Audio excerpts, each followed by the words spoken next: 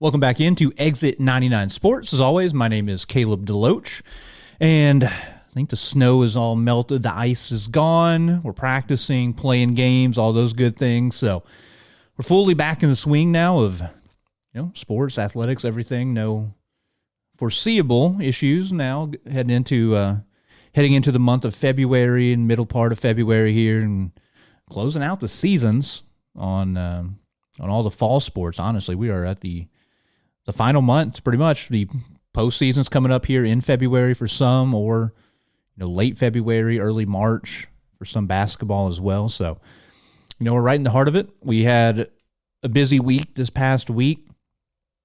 We will go ahead and jump right in. We'll start with boys basketball this past week.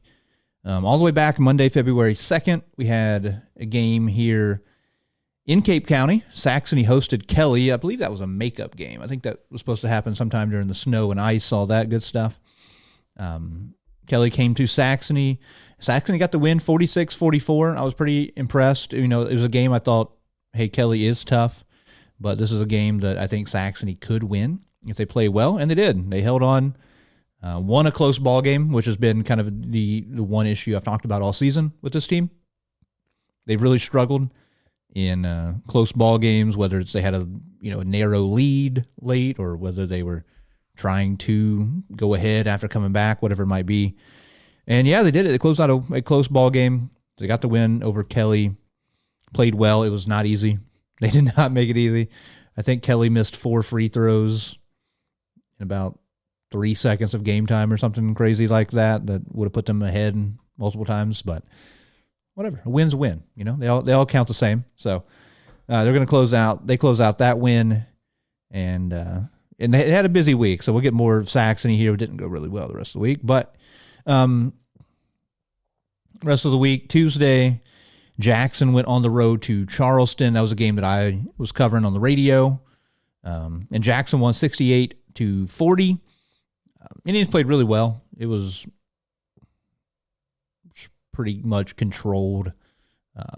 They went up early. Charleston kind of pulled it back there into the first quarter, and then Jackson really just put their foot on the metal, blew them out.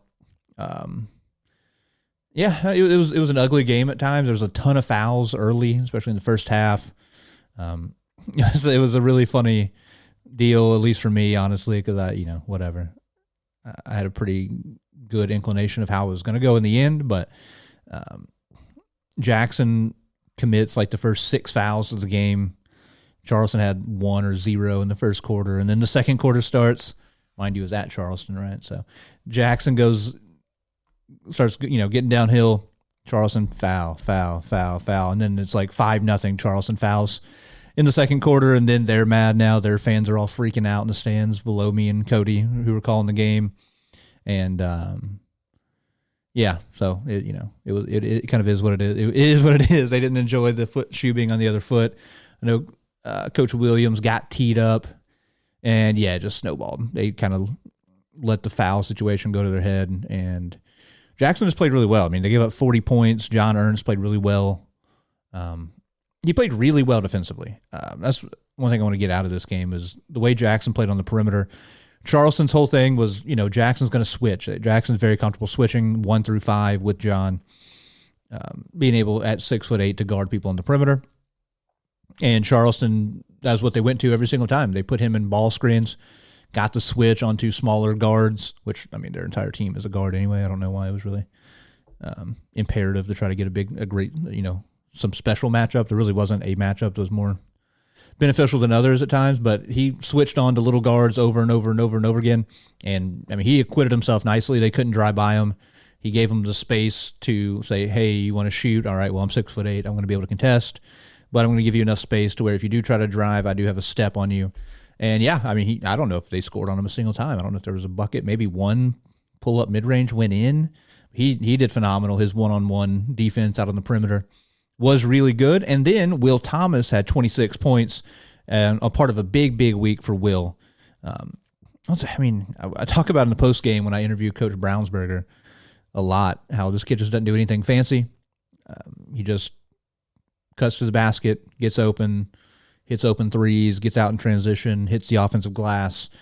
That's what he did. He had a really quiet 26 points. John Ernst had 17. He went 9-9 from the free throw line, so pretty cool to have a 6'8" center be able to do that, who's only a sophomore. Elsewhere, St. Vincent blew by Saxony. St. Vincent, pretty good team. I think, they're a little bit far north of here, and so people in southeast Missouri don't look at them as much don't have much thought on St. Vincent when it comes especially to basketball, where they're less involved around here. But they have a pretty good team this year. I mean, they've had good teams in the past. They have a really, really good squad. Their record in the end is going to be really, really nice. They're going to be about a 20-win team by the end of the season. So, they were just much better. They just outplayed Saxony. That ball game won 69-47 at Cape Central. An outcome I was a little disappointed by was Hillsboro winning that game over Cape 60-52. I'd seen Hillsboro earlier in the year when they played Jackson. They played at Jackson, and they're a tough matchup. And because look, there's stereotypes that exist. They have a couple of guards who are about as quick as any guards I've seen. Like they really do rival, not all around skill set. I'm gonna be totally honest, but as far as just like first steps and just genuine like straight line speed go, these kids they've got like Poyen and something else. There's a couple of kids who are as fast as anybody like I've seen really in the SEMO conference. They rival like a Marquell Murray, Kobe Thomas as far as just the speed element goes. Those guys are better at other things. I mean, Marquell can fly. Those kids are not the vertical leapers, but as far as just straight line speed, those kids are really, really tough. They got a 6'8" kid inside who is pretty good around the rim. I know when they played Jackson, he had a lot of issues, but it all presented a lot of problems for Cape here and there. It was a close ball game, but Cape was unable to come out on the right side and lost that one by 8. Elsewhere, one notable thing that happened was for 3 quarters, Dexter led Sikeston. It was a 6-point game going into the 4th quarter. Dexter was winning, and then Sikeston ends up winning by 13. So plus 19 there for Sikeston. So they continue to stay perfect, and Jackson continues to stay perfect with that win over Charleston in the SEMO Conference. So we're still trending toward, February 20th. So we're getting there. I think it's February 20th. Sikeston coming to Jackson for the SEMO Conference regular season championship game. So that should be very fun. Friday, we had a big time, not really big. We had a rivalry game here in Cape County. 2 private schools, Notre Dame and Saxony here in Cape County, went head-to-head over at Saxony. Notre Dame blew them out, 51-26. Notre Dame didn't play exceptionally well, even as far as offensively. Defensively, they played really well. I mean, they gave up 26 points. Anytime you do that, it's a great defensive night. They forced a ton of turnovers. Saxony had a really, really tough time with the defensive pressure that Notre Dame was able to throw at them. Notre Dame has a ton of really quick, athletic guards. And, yeah, Notre Dame made life really difficult. Devin Dannemuller hit some shots, played well. And Notre Dame comes away with a big, big win over Saxony. Somewhat expected, but still nice to see them kind of take care of business. And then over in Jackson, the Indians beat Lutheran St. Charles 79-51. It's continuing to blow out people. Will Thomas did in this game. He had 26 against Charleston. He bounces back and has 31 his next time out. So, absolute baller week for Will, the unofficial Exit 99 Sports Player of the Week. Goes to Mr. Will Thomas. In that game, though, 2 more players in double figures. John Ernst had 16. So he had a nice week, averaging 16.5 points. And then Ty Forrest had 14 in there, leading them to the victory. That game, I mean, Lutheran St. Charles just wasn't very good, for being totally honest. They had one kid that was good at basketball. Not a lot else. They struggled with turnovers. And Jackson shot a lot of layups in transition. Not a lot you can take away from that. Just took care of business, did what you needed to do, got a win where you should have. Speaking of getting a win and taking care of business, Cape goes down to Charleston for the 6-man shootout. This past Saturday, they faced Meridian. Meridian's a team that at times has been good over the years. Like last year, I think they went to the Final Four in Illinois. I think they're a Class 1 school, though, or 2, something like that. And Cape blew them out, 73-25. This was relatively close early. I think like at the end of 1, it was a respectably close game. And then Cape just absolutely destroyed them, going away. They're 73-25. So good to see, Cape pick up the victory here, get some positivity going. In the end, this is going to be a bad year, right, for Cape Central standards. Looking at their schedule, it says they're 5-12. I think that is all correct. So they're 6-12 with that win on the Misha website. Which, that's not the standard you expect at Cape Central. We can be honest about that. They're probably going to end this year below 500. And according to Misha, that hasn't been done since 2009. So it's been 15, 16 years since Cape has had a below 500 record. They've come to expect, good things. They've come to expect being competitive at the very top of the SEMO conference, being as good or better than Jackson is kind of the expectation, being or right around or as good as Sikeston. So they expect to be at the tippy top of the SEMO conference, be, somewhere in that top 10 range in Class 5, be competing, obviously, with Sikeston and Farmington, be competing for that district championship to Class 5 District 1 to potentially make a run to the Final Four. But, the path to a Final Four, they haven't gone to a Final Four in eons. But and this year's just not going to get it done. I don't know exactly how to diagnose it. Obviously, you lose Tyshandra Edwards early in the season, and I don't know. I just don't think anybody really – everybody knows how good he is, right? You know how good he is. He's 6'7". He can score from all three levels. He's a phenomenal defender. He's, a good shooter. He can obviously get downhill. He can score around the basket as good as anybody. He can guard 1 through 5. But yeah, people didn't really appreciate just what he brought to that team and maybe how much he brought to that team. Because early in the year, he played that first tournament up in DeSoto, right? They beat Fox, who's not great. They beat Fox by 20. They beat Fort Zumwalt West by single digits, who's going to be around 500. And then they kept it close with Sikeston. They played a 4-quarter game against Sikeston, losing in the end by 13. And then he gets knocked out early against New Madrid. They win that game, and then after that, it's just a different team out there. And I just don't think anybody thought that that's how big the gap was between having Tyshandra versus not having Tyshandra. And unfortunately, that is the case. I hope best of luck to Tyshandra.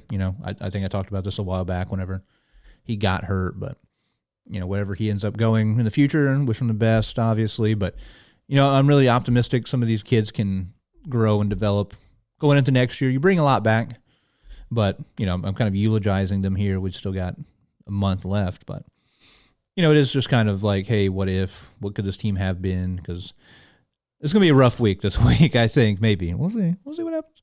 But we'll talk about that in a little bit. But, they've got some tough games coming up, so just got me thinking about what Cape was, what they could have been, and kind of where they're at right now, unfortunately. But regardless, that's pretty much it for boys basketball last week. Girls basketball, another week, another Jackson playing one of the highest ranked games in the state of Missouri, right? They took on Doniphan. It was either 1 or 2 in Class 4. They're obviously the reigning state champs in Class 4.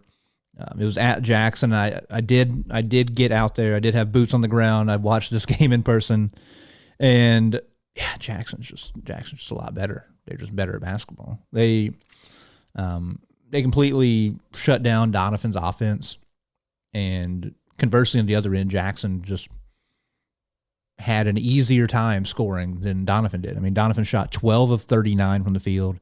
They went 1 for 12 as a team from 3. They had 17 turnovers.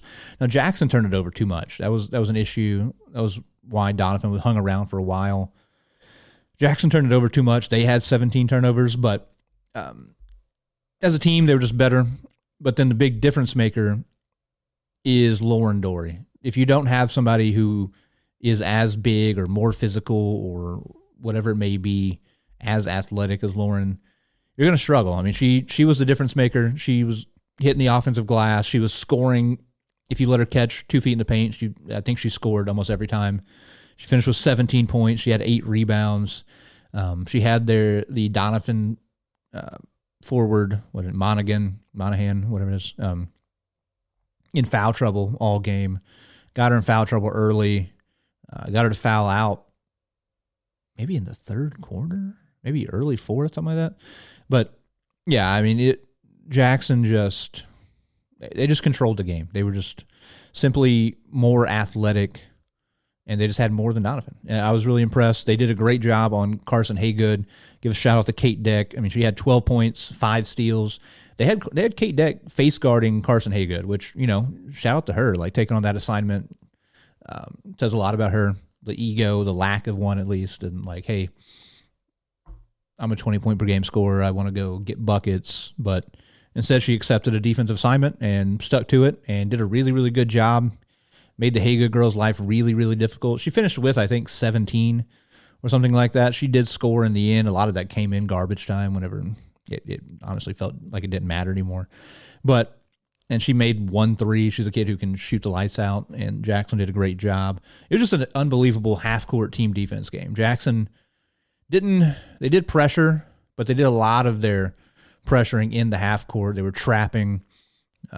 They knew which girls could beat them from the 3-point line, which ones couldn't, and they just said, we're just going to leave people wide open from 3. They had Doniphan had a couple guards who just nobody was in the same area code as half the time in the half court. So really, really good game plan by Coach Fulton and company, Boone, Martin, all them. They did a great job preparing for this game, and yeah, they stifled Doniphan is a great word for it. I was really impressed. I expected a close ball game. Last year it was a 3 or 4 point game over there at Doniphan, and Jackson left no doubt in this one. Though we had a couple other games. We had a rivalry game, SEMO conference game. First, I'll say you had Saxony. I think they went to Dexter, got a win. It was tough to go down there for them. They won 53-49, so it was a close ball game, but did what they needed to do. A winnable section of the schedule here. You got to be able to beat Dexter, honestly, at this point. Dexter is, I believe, the worst team in the SEMO conference as far as record goes. I'm not sure if they've beaten a New Madrid or something like that, but I think they have 2 wins on the season. So if Dexter's on your schedule, you need to win at this point if you are in the SEMO conference. So shout out to Saxony. Got the job done there, going on the roads. Never easy in conference, but they got the job done. And then up here in Cape, the Tigers knocked off Notre Dame 46-33. Shout out to Cape Central. All right, this is something that hasn't happened in I don't know how long. Misha website only goes back so far. Let me switch over to the girls. Like I said earlier, like 08, 09 is about how far the Misha records go back. So you click on Notre Dame and Cape Central matchups all time. Obviously now it's a 1-win consecutive streak for Cape Central. But coming in on Misha website, they had lost 25 consecutive games. That goes all the way back to 09.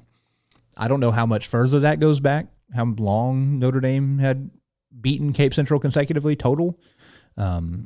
Because, you got to think, can't remember exactly. It would have been probably earlier 2000s, mid-2000s. You have, some other unbelievable players. Coach Summer Macaulay Purdue, Cape's coach, was there early 2000s, mid-2000s, something like that. You had some members of the Millam family there at some point in time around there.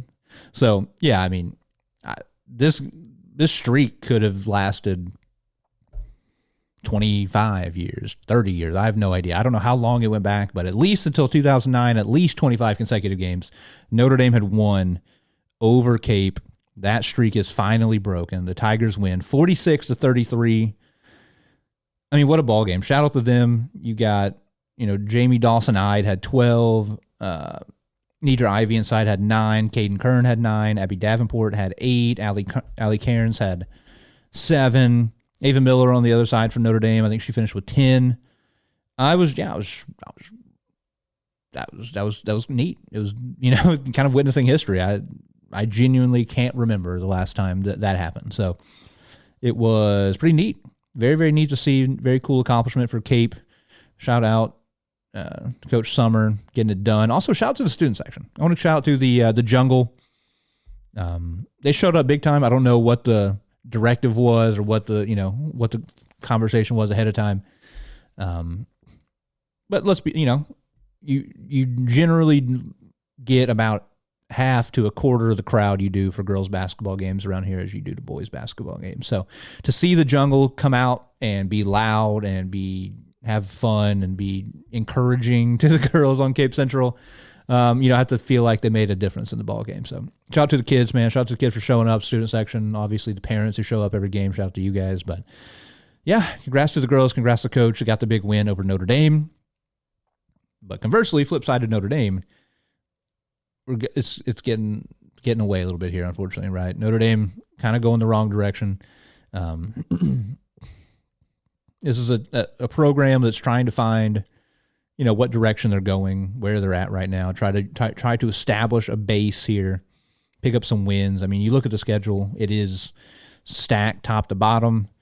Early in the season, you go to Francis Howell, top team in Class 6. You go play a couple of teams from Kentucky. You're playing a St. Pius. You're playing some of the better schools even around here that are small, like a Portageville, a Chaffee, and all these games are kind of not going your direction. Then you have to go across the state, go to Nixa. I mean, they're playing a battle. They're playing Lee Summit West, one of the best teams in Class 6.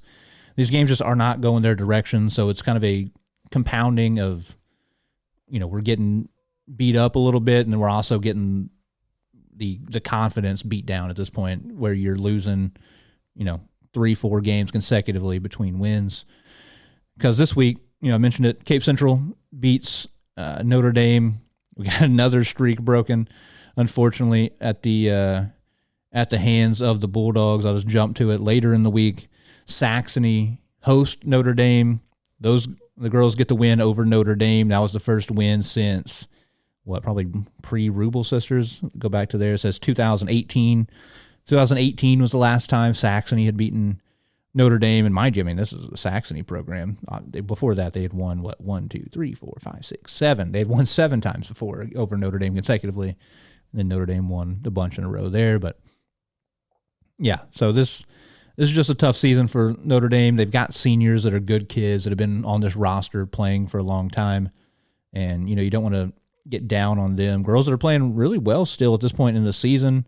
Mia Panton has been around for a long time. Lola Wunderlich has had a few games where she has played well, but you got to try to find, and you look at the roster on Misha. You've got 3 seniors, Needbalski, Panton, Wunderlich. You've got 3 juniors, Ava Miller, Eloisa Marquez, Ella Hart, and then everybody else is a 9th grader. So, you've got to develop these freshmen, kind of find the confidence for them, start turning over the keys to the kingdom to them at some point, and, hope that they can kind of turn that tide back in the direction of the Bulldogs. Because this is, as far as girls basketball go, Notre Dame is as consistent as anybody in the area. You look at their results, their history here.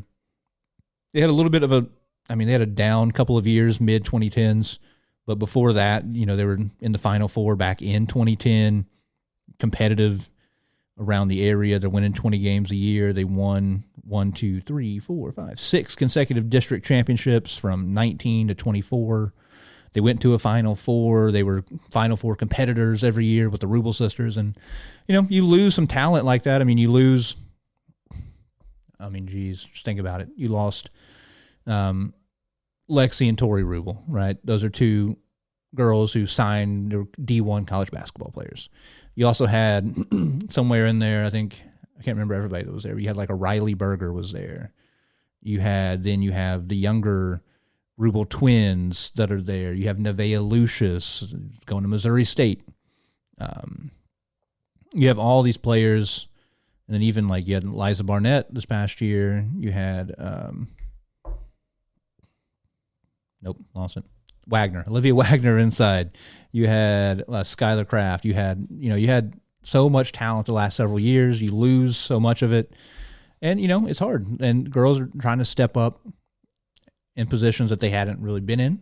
They're doing their best, but unfortunately, it's not resulting in a lot of wins. You do hope that they can turn it around. I keep mentioning it. The schedule is not easy. They have a winnable game this week. It's happening. It's already happened as you're watching. They got a couple winnable games. You got Dexter, New Madrid, but it just does not get easy, man. They challenged themselves with a schedule. You got to commend it. But I mean, you close the year at Jackson, home against Farmington, home against Corey Zoo, Park Hill Central down. They're below 500. Then at Doniphan. So you got at Jackson, one of the best teams in Class 6. At, home against Farmington, one of the best in Class 5. Corey Zoo, one of the best in Class 6. At Doniphan, reigning state champs and the best team in Class 4. So they're going to be battle tested, but you know, what are they going to feel like after the battle's done, right? But it is what it is. They're here. They're playing hard. That's all you can ask for. You got to keep staying competitive, keep playing, stay in the fight. Jumping back a day before the Saxony Notre Dame game. Also, shout out to Kinsey Keys, by the way, a really, really good basketball player, one of the best in Southeast Missouri. She had 18 and 9 in that Notre Dame game, and has led Saxony back to 500. They are, I mean, now by the numbers, one of the best teams in the SEMO Conference. I think they're 4-2 now in the SEMO Conference. They're on a 4-game win streak in conference. So shout out to them. Shout out to her. They have a very tough close to the year as well. You know, they're at 500 right now, but it's going to be a dogfight for them to stay there. So they're going to have their hands full coming up, but shout out to them. Shout out to this great run they've been on. And then, like I mentioned, jump back a day, Thursday, February 5th, Jackson went to Poplar Bluff and beat them 80-15. 15. I think it was 4-0 going, or 5-5. Excuse me. It was like they had 5 points going into the fourth quarter. So Jackson kind of doing what they do. Usual suspects, you know, Kate Deck had 20, Lauren Dory had 20, Addison Henderson had filled up the stat sheet, right? Is what she does. She had 12 points, 5 rebounds, 5 assists, 3 steals. I mean, Jackson did that without 2 girls in the rotation. One of their normal starters, and Lily Watkins was out. Aubrey Baker, a girl in the rotation, was out. So, I mean, they can just wallop people around Southeast Missouri. And then, speaking of teams that have been playing well as of late, Cape Central, who I mentioned, got the win over Notre Dame. They came back, got another win, this time over New Madrid County Central, in a game that they should win, but they took care of business, won 57-42. So shout out to Cape Central. Getting it done there on the girls' side of things in basketball. Now, you know, catching up this week, we got some good ball games going on this week. We're pretty busy. I mean, we've got Tuesday here. This is probably, hopefully, the day you're watching this. We've got some full slate of boys games here in the area. Like I said, we're going to start with boys Tuesday, February 10th. You've got Cape, and this is going to be an interesting day of basketball. It's going to be some tough matchups for teams here. Cape is hosting Scott City. Scott City is very, very good. They're 17-3. You know, whatever your perception of Scott City is from whenever it might have been 5 years ago, 15 years ago, 12 years ago, whatever it is, this team is the real deal. Like I said, 17-3. They just won the Scott, Mississippi County tournament. They won it going away. They blew out everybody in the tournament. The championship, they won by 25-30 over Chaffee. They won the first meeting between them and Cape, 53-41. That was in the Christmas tournament. I think that was a second round game. Cape and Scott City faced off. Scott City was just better. I mean, Scott City has good length on the perimeter. It's kind of the big separator for teams at times. You know, you got Max Snyder around 6'3", Caden Lowry, good guard. And then you've got Braden Walton, who can play inside, outside, 6'4", 6'5" kid, can shoot it at a nice clip as well. So, I mean, he's one of the better players in the area. They just have a really solid group, and this is going to be tough for Cape. It is going to be at Cape Central. We're going to see if Cape is going to be able to slow them down. It's going to be their it's going to be the question of, can they keep up with Scott City, honestly, because, you know, this Cape team has had an issue scoring the basketball. Go back and look at, you know, what they've been doing this year. Let's go to the boys, especially, you know, post Marquell Murray. They had a stretch where, I mean, they've only scored without him. They have scored 50 points. They scored 50 points in the Christmas tournament, the first round. They scored over 50 in a loss to Notre Dame. They had over 50 in the win against New Madrid. And then they had 52 in a loss. So they've lost 2 games where they scored 50. They've scored 54 total times. without him. So, I mean, this is a team that's really struggles offensively. They are a good defensive team. They can stay in front. They can guard. I mean, they have kids that are really good perimeter defenders. You have a Goliath Morris Young around the rim that can really erase a lot in there. But the question is going to be, can they score enough to beat this Scott City team? And we shall see. I'll be rooting for it. I'll be hoping for it. I'll be watching from afar because I will be calling Jackson hosting Crothersville. This is notable because it's going to be senior night. A couple of really good seniors for Jackson in Will Thomas, Ty Forrest, getting honored. This won't be their last home game, but getting honored in this ball game. So very cool for them.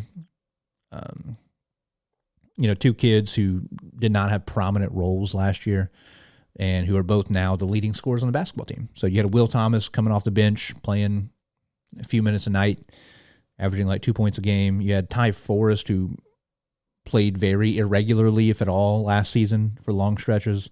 Now he's averaging 13 points a game. So he had a 30-point game in the championship of the Christmas tournament. These guys are a real testament to hard work, sticking with it, and just personal improvement. And Jackson's looking to go to 20-1. Crothersville will be tough. They've got some kids that are, they have one of the best football players in the area and the state in his classification. Sammy Bryant is one of the better players on the team. Was it Quantarius McVeigh? He's a kid who's a really, really good player for them as well. They are 10-12. They play a decently tough schedule compared to their peers at times. They're one of the better teams down there in the Boot Heel Conference. I think they lost to Hayti close recently, but it'll be a good test for Jackson. Obviously, the Indians will have a size advantage, especially with John Ernest inside being 6'8", but it should be a good one. Last season, we were down there at Crothersville. Place is an iron dome, no internet signal getting out of there, ruined the entire broadcast. Don't care, I'm not going to get mad about it. Jackson won 68-61. It was just kind of it was definitely a cold deck save us type of game. He had a big performance, if I remember. It was super chippy. There was like 5 kids total that fouled out. It was a weird game. You don't want to brag on officials. It was they might have struggled to keep up with maybe the pace of the game at times, or maybe the physicality they struggled to keep up with at times in that one. So we shall see. I just feel like this is one that should definitely be in the win column for the Indians, but you never get too confident, especially with kind of the weird moving parts of senior night. Notre Dame, they'll be going on the road to Hillsboro, a team that Cape just lost to by 8. It's the things I mentioned, right? They got a 6'8" kid in the middle. That'll be a tough matchup for Notre Dame. Notre Dame doesn't have great size inside. You've got Jones and Dannon Mueller, who are, 6'3", 6'4". So they're going to be giving up a few inches to this Hillsboro team. Hillsboro has some pretty good length around, but they're led by some really, really quick guards. They got a couple kids averaging 15, 16, 17 a game, something like that. They can shoot it a little bit. They're going to take a lot of threes. They don't necessarily hit a lot of threes, but they're going to take a lot of threes. If they get hot, you're going to be in for a shootout maybe. They're 9-9, so, they're a solid team. They're not great. It should be a good test. Going on the road will be tough. You got to go out there, get in the hills a little bit. Obviously, Hillsboro, but it should be a good one. I went up there last year, watched the game. They shot about 50 free throws, so take your patient cap if you go, Notre Dame fans. But it'll be a good battle, a couple of blue teams. So this is a game I think Notre Dame is the favorite, but I will be watching closely as I'm calling the other game. And then finally, Saxony is hosting Jefferson. Put it on the pile of tough teams they're playing. Saxony, lost this game to Jefferson big the first time they played, 77-43. Jefferson is a really, really good squad. They're 15-7. It's going to be a tough ball game. I think Jefferson beat Saxony once or twice last year as well. So Jefferson's solid. I think it's going to really, really be a tough one for Saxony. But it is at home. So get out there, go be loud, Saxony fans. Go try to make a difference. Then Thursday, Saxony will be on the road. I keep talking about, tough schedule for Saxony. It continues. Last week, they had St. Vincent. They had Notre Dame. This week, you get Jefferson, and you go to Chaffee who just got second place in the Scott Miss tournament. They're 15-5. So, they're on pace for one of the best seasons in recent memory. I know they won, They won like 17, 18, and maybe once a couple times in the last 10, 15 years. But Nolan Fowler, Dane McMullen are one of the best, especially like small schools. They're one of the very best guard duos out there. They're so much fun to watch. Those kids can light it up. Fowler's a big guard, and they have decent size around the perimeter. They don't have too many pure post kids. They have a couple of kids that play inside that do have good size, 6'3", 6'4". And then Fowler, like I said, he's a 6'3" kid on the wing. They've got, McMullen's like 5'11". They have another kid whose name escapes me. I think his name's Grant something, who's on the shorter side. But they have pretty good length for traditionally for a Chaffee team, so that makes them tough as well. But man, Fowler and McMullen can get hot, get out in transition, and they can shoot the lights out. So Saxony's got to be prepared to guard, and we'll be rooting for them. But I really, really like this Chaffee team, so that's going to be a tough game for them. And finally, Friday we've got a pretty busy slate. All 4 teams here going to be in action. I mentioned Saxony. Now they get a chance to maybe pick up a win. They're going to be hosting Oak Ridge. Oak Ridge only 4 wins on the season, 4-16 total. This is a game that I think Saxony should win. I saw Oak Ridge in the Christmas tournament. They have some kids that can compete. They have some kids that are talented. They can score a little bit. But this is a game where I think Saxony could win, use that defense to their advantage, really slow down Oak Ridge, get some easy buckets the other way. Notre Dame, they will be hosting Poplar Bluff. This will be a weird matchup. Poplar Bluff is one of these teams that I feel like they should be better than what they are. They have really good size. They have really, really good size. I think the weakness is kind of the guards. Overall, they have kids who are solid players. They have like a skill set, a skill that they do well, but they don't have the greatest all-around guards. They have a lot of size, but those kids can't necessarily all create for themselves, with the exception of Dallas Williams. They have a Dallas Williams. Dallas Williams can keep anybody in any game. He's one of the more electric scorers in the CMO conference. So he'll shoot it from anywhere inside of 30 feet. So he's a legit player. They got big kids inside, 6'6". They got a 6'8" kid inside. They have good length everywhere, but can the guards take care of the ball? And that's where I'm hoping Notre Dame can exploit them. Poplar Bluff did also lose 111-54. 111-54 against Sykeston. I'm not going to act like I'm a Sykeston fan, but it's kind of fun to see. So I'll be rooting for Notre Dame here to get the win. It will be on their home court, and it's a winnable game for sure. But like I said, Poplar Bluff can get hot, but especially being at Notre Dame, I do give the Bulldogs an advantage in this one. Jackson is hosting New Madrid, another game that should be very winnable. New Madrid has Jaden Williams, who's a very good scorer, really good guard. These New Madrid kids are still really young. They got a lot of underclassmen who play hard. You got Isaac Smith, big kid inside, but this is a game that Jackson should be heavily favored, and they should come up with a victory. Another one here at home for them. And then finally, Friday, we've got Cape hosting Sykeston. Sykeston's 20-2 right now.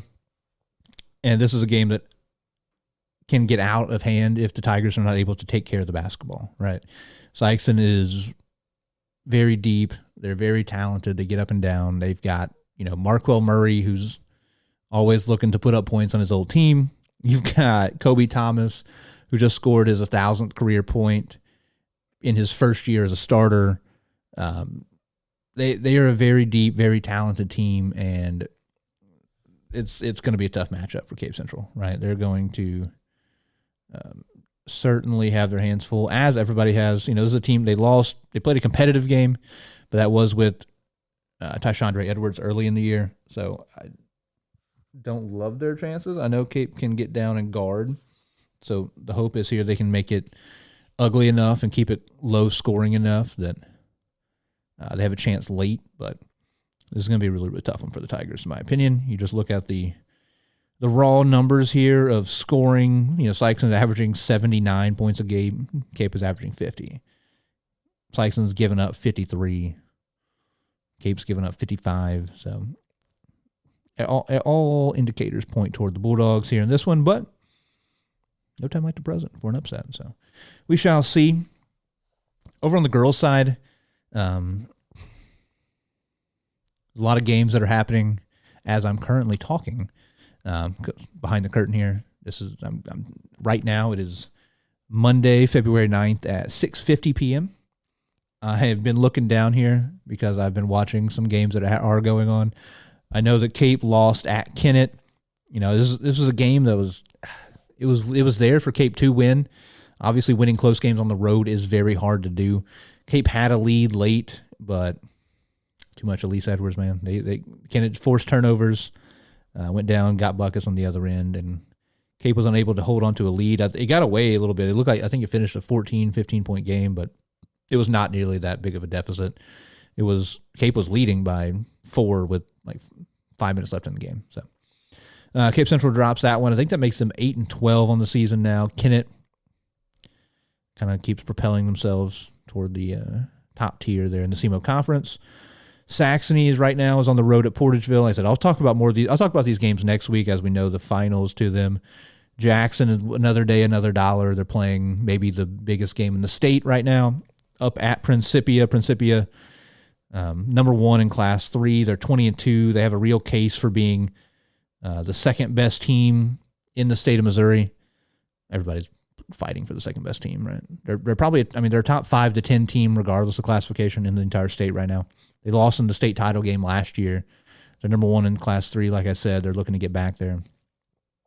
And yeah, Jackson won this game 45-35 last year at Jackson. As I speak, it's 23-23, early third quarter. So I'll be peeping down there quite a bit. But I think I'll be done recording by the time that one goes final. So later in the week, this week, you've got Cape at Dexter. I said it earlier, we're at a point right now where Dexter is down enough to, this needs to be a win. It's on the road. That will make it tougher, but Cape needs to go down there. They need to get a win to just flip the script here get some positive momentum back their way and, keep preparing for districts. Saxony, they get to host a team that just beat Cape Central in Kennett. It'll be a tough ball game. Kennett's a good team. They have more players than just Elise Edwards, but regardless, Elise Edwards is one of the best and most electric players in Southeast Missouri, in the state of Missouri. She's, 5'2", but man, she can score in every way imaginable. She is a very, very fun player. Kennett now, after this win, is 16-3, so it'll be 16-3 going into the game against Saxony. So it'll be a tough one for Saxony. I feel like Saxony has the athletes to match up, but we've got to, got to find a way to slow down Elise Edwards, manufacture enough offense. Kennett's averaging about 58 points a game. Saxony's averaging about 46. So it will be a tough battle for the Crusaders. I think this game has already happened earlier in the year, right? Saxony, no. So Saxony and Kennett have not matched up to this point. So it'll be fun. It'll be a unique matchup. It'll be interesting. And I'll be rooting for Saxony. And then finally, Thursday, Jackson will be hosting Notre Dame. I mentioned it earlier. These are two teams kind of going in opposite directions. Jackson's undefeated. And this should be a win for the Indians, probably similar to a lot of other SEMO Conference games. So that does it for basketball. Other sports we got going on this week. Girls swimming. We've got the SEMO Conference meet here early in the week, Tuesday. So that will be definitely something to keep an eye on. All the local teams here competing. Should be a ton of fun. Later in the week, Friday and Saturday, we're here. I mentioned it. We're getting to the postseason in other sports that are not basketball. And Friday, the 13th, you've got Notre Dame and Cape at the Class 1 District 1 meet. And then Saturday, the 14th, you've got, happy Valentine's Day, you've got Jackson in the Class 2 District 1 meet. So best of luck to all the ladies competing. Go do it. Your last chance to swim, maybe, wearing those school colors. So it should be be a fun time. Should be a big weekend around here in the swimming world. Same thing in wrestling. So early in the week, we've got a couple of meets. As I speak right now, Cape and Kelly are competing. You've got Notre Dame and Cape they're taking part in the Dexter Quad Tuesday. And then back into the week, we are in the postseason. So Notre Dame with Saxony is in the Class 1 District 1 tournament. And then the Cape and Jackson Girls will be in the Class 2 District 1 tournament. Just one second. We're going to pull up this. Also, Jackson's now losing by a couple of possessions here. Stressing me out watching this Principia game and trying to talk at the same time. But we're doing it. So you look at the Jackson boys schedule coming up. They have some time off until districts. They're in Class 4 District 1. That does not come up until the 20th and the 21st. But over on the girls' side, they are in Class 2 District 1, so that is this weekend, the 13th and the 14th. Mentioned it also with the Cape Girls. They will be competing Class 2 District 1 as well. However, on the boys' side, they're in Class 3, so Class 3 and 4 get an extra week off. So you got Class 1 and 2 this upcoming weekend. The following week, the 20th, 21st, Class 3 District 1, where Cape boys will be, and then the Class 4 District 1, where Jackson will also be happening on the 20th and the 21st. And then that can be echoed for the Notre Dame boys. Class 2 District 1 will be February 20th and 21st. And then I mentioned earlier, the girls for Notre Dame Saxony will be this weekend, Class 1 District 1. So we're here. Like I said, we're at the very end of the season. It should be fun. I mean, we got some kids that I'm expecting to make a little bit of run into postseason wrestling. So best of luck to everybody as we get down here to the nitty-gritty. It's about time to put up or shut up, I think, and try to go out strong. Go as tough as you can here. I know only a few people get to end with wins, whether it's a team or individual sport. Only a couple people win their final competition. Those are usually the people who are champions. But regardless, go out playing hard and, make everybody around you proud. So that pretty much does it, I think, for all the games coming up. We do have a couple of random individual shout-outs I got here, end-of-show shout-outs. I went and watched SEMO basketball play this past week. Good time. The girls did drop the game I went to. The boys won. The girls right now sitting below 500, 8-15. They're 4-10 in conference. It feels like they're building something, though. Last year to this year, it feels like there's a market improvement, it feels like, from what I've seen just with my own eyes.